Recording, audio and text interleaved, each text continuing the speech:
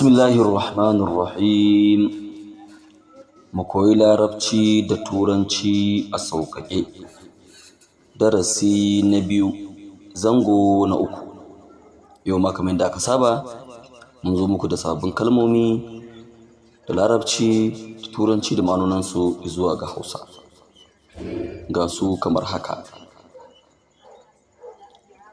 Miftahu inara, lighting switch, makunnin wutan nefa. Mirwahatu saqaf, ceiling fan, fankar sama. Al-khallata, mixer, injin markaɗe.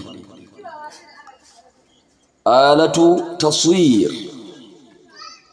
kamera, abin ɗaukar hoto.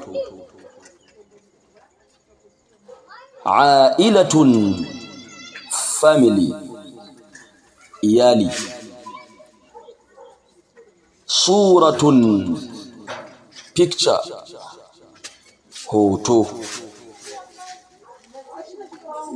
To ga sunan kamar yadda aka saba. Mu haɗu da ku a darasi na gaba. Mai gabatarwa Muhammad Idris Kumbash. Don samun shiga zuwa mu na WhatsApp, a tuntuɓe mu ta wannan lamba. Mun gode.